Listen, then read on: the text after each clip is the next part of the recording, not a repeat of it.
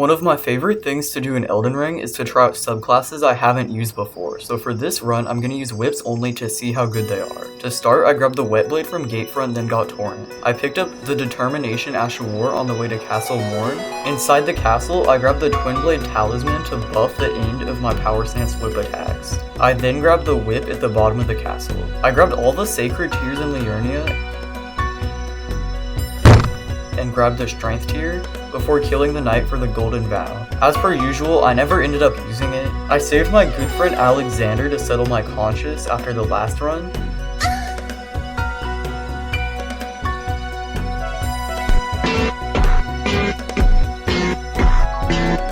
Then grabbed the Sleep Cookbook. I grabbed the Physic and picked up the Charge Attack tier. After getting the Bloody Slash Ash of War, I picked up the Golden Foulfoot and took out Grail. After leveling up, I went to Liurnia to get the Arumi from Caria Manor. I got the Academy Key from Smaragd, then got the Hoarfrost Stomp Ash of War. After dropping down some hidden paths in the manor, I was able to get the Arumi. I went to the Academy Gate Town to kill Dialos for the Hoslow's Petal Whip, which I eventually planned to dual wield once I had access to the Volcano Manor questline. It has innate bleed, which will be useful when paired with the Frost Ash of War. I went to Crystal Tunnel to get the Billbearing 1 to level up the whips before Market. After getting them each to +5, I went to the Stillwater Cave to get the Winged Sword Insignia, as the Power Stance whips benefit from multi-hit buffs.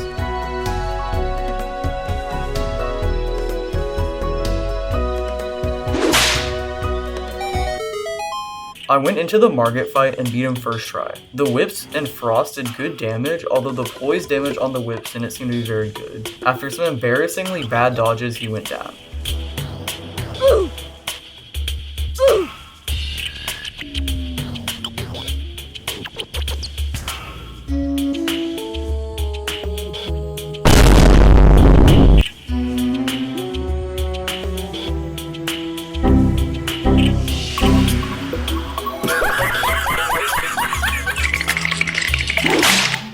With the extra talisman pouch in hand, I equipped the Twin Blade Talisman.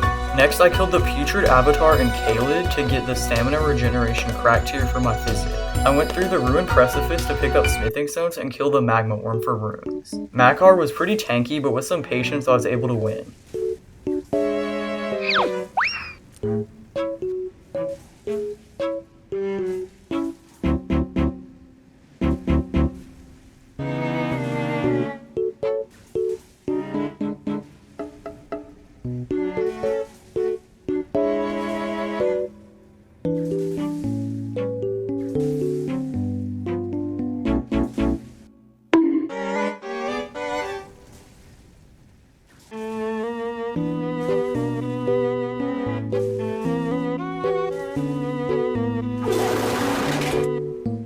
Now that I had access to Ultis, I grabbed the Bellbearing 2 and leveled both my weapons to +12 with the runes from Makar.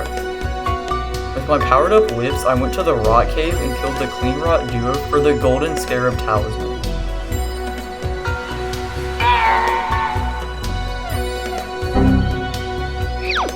After killing everyone's favorite Ginger Wolf, I grabbed the Glintstone Wet Blade to apply the cold imbuement to my Hoslow's whip with the Determination Ash of War. I took the long way to Godric to pick up the Claw Talisman to boost my jump attacks. I equipped it in place of the Twin Blade Talisman. I also picked up the Iron Wet Blade in case I wanted to increase my dexterity scaling with Keen on a status immune boss. I took on Godric and he wasn't much of a threat. The whip's attacks have great range, which let me constantly poke him for status procs.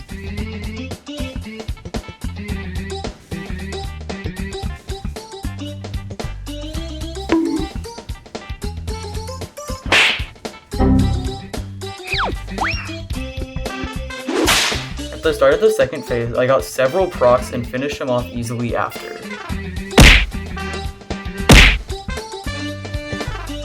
Now that's a lot of damage! Yeah, boy.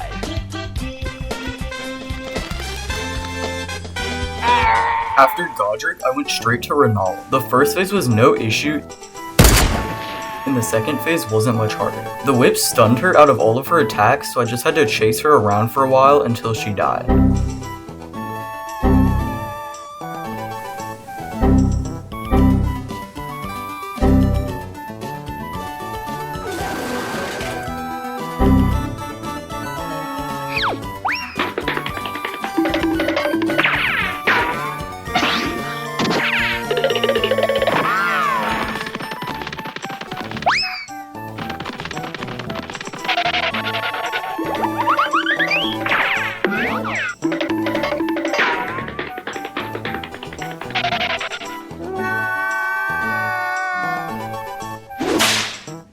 Since talking to the finger reader and round table with 2 great runes will get you an extra talisman slot, I went through Millicent's questline. After giving Millicent the alloy needle and talking to her and Gowrie more, I went to Shaded Castle to grab the prosthesis, then killed the apostle with Millicent to kill her for the talisman. Millicent's prosthesis raises successive attack damage and stacks with the wing sword insignia.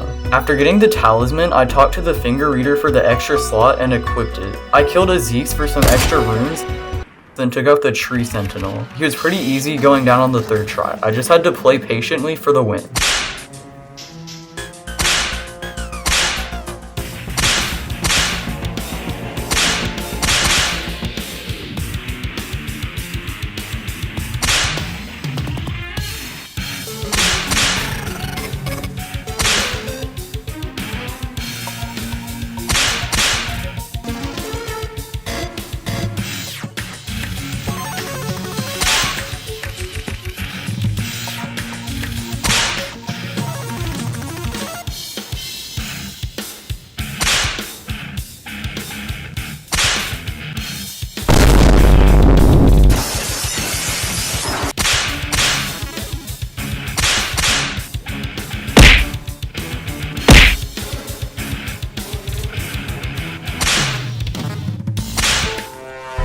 Before Golden Godfrey, I changed my whips to Keen for better scaling since ghosts are immune to statuses. The whips dealt decent damage to Godfrey and I was able to take him down without much issue. I mostly just tried to bait moves that would let me use jumping or running attacks.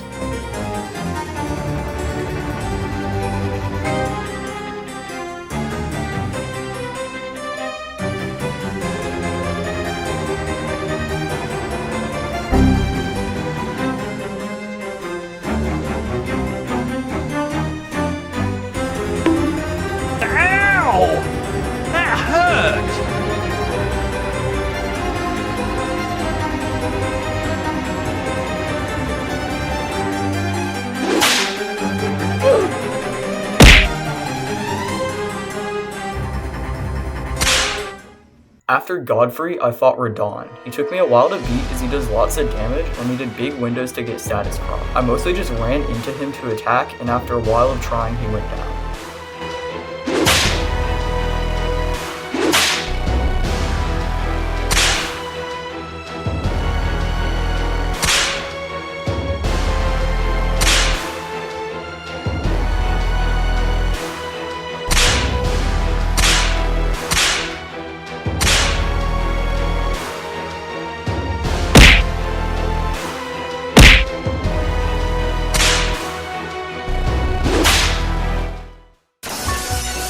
With Radon defeated, I was able to get the Black Wet Blade to put the blood affinity on my whips for Margit. Margot didn't pose any real issues specific to the whips. Their range was actually very useful, but it still took me a while to beat him as I'm just pretty bad at the fight. The added bleed buildup on the whips from the Wet Blade was very useful in boosting my damage compared to using Frostbite.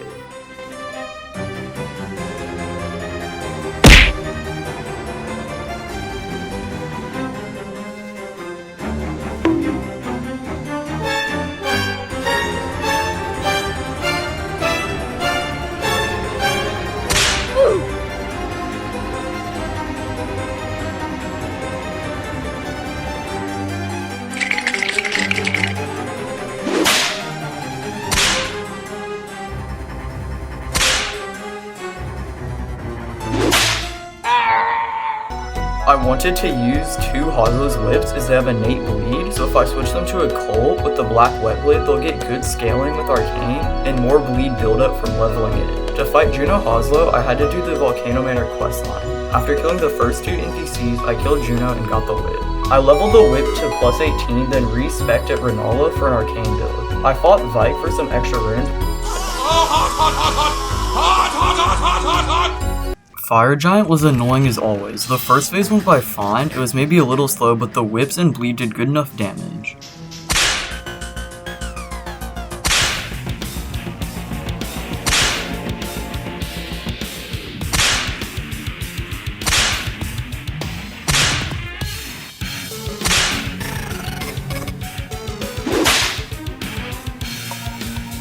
The second phase was very slow, however. I wasn't able to hit him very consistently, so I wasn't able to get bleed procs. After about 5 minutes of chipping away at him, he finally went down.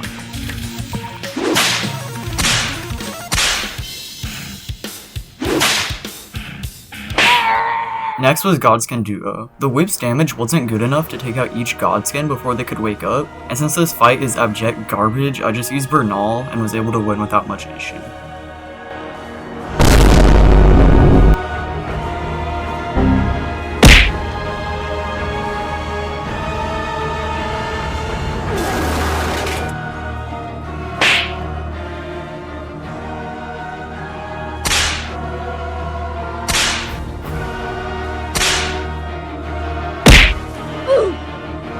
I used the bell bearing from the Godskins to level up my whips, then grabbed dragon smithing stones to get them both to plus 25. The Malekith fight was pretty standard. I beat his first phase without much trouble.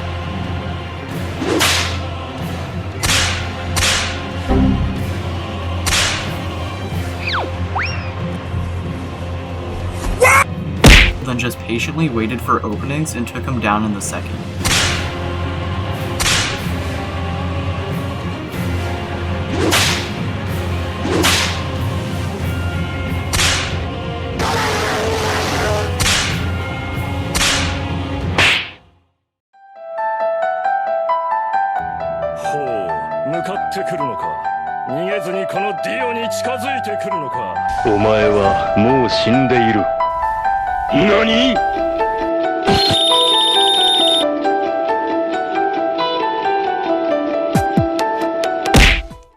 Hoslow was tough. During the first phase, the whip's damage wasn't great, but after some practice, I could take it down easily as he has a fairly simple dodging pattern.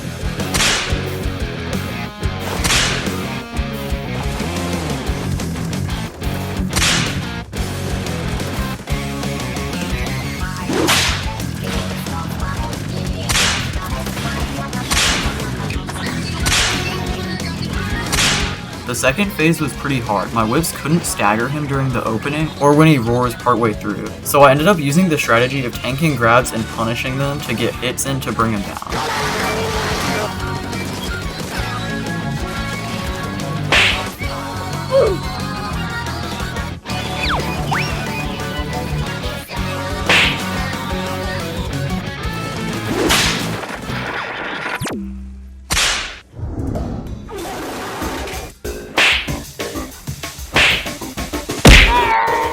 Afterward, I fought Placidusax, who wasn't too bad. I'm still pretty bad at the fight itself, but the whip's bleed and normal damage were decent enough, and I was able to win after a couple lengthy attempts.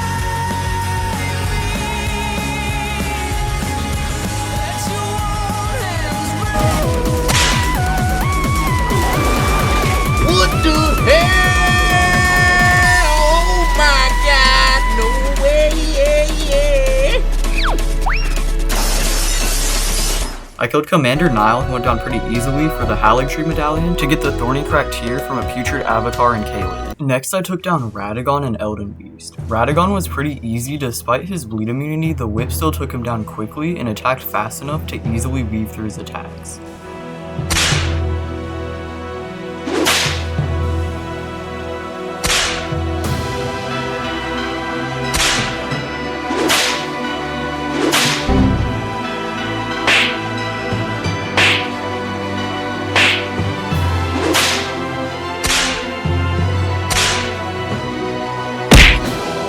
Elden Beast took a little bit more time to defeat as the whips didn't do much damage to him. In the winning attempt, he used a lot of melee attacks, so with that good RNG, he went down without too much issue.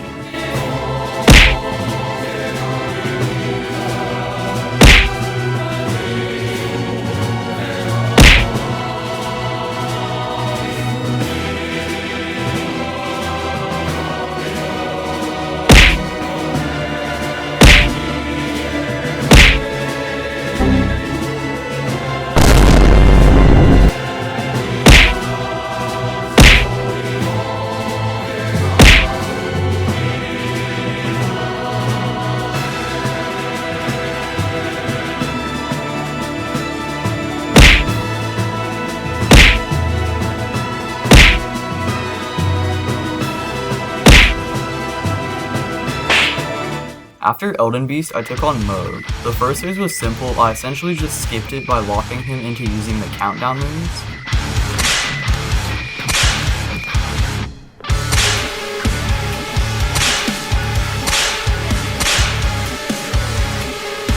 The second phase wasn't too bad. I still had 9 heals, so there wasn't much risk, and the whips dealt good damage to Mode. So after a couple of tries, he went down.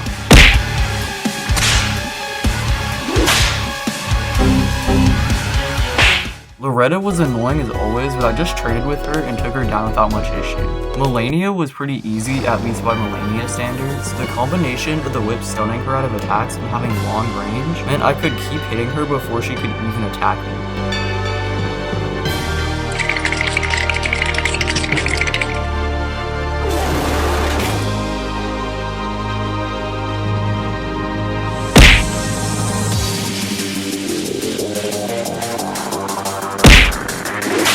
The second phase took me a while to get down, but eventually I won by being aggressive and using jumping attacks to stop her from attacking. The fight was very close, but I was able to win after about 4 or 5 hours of trying.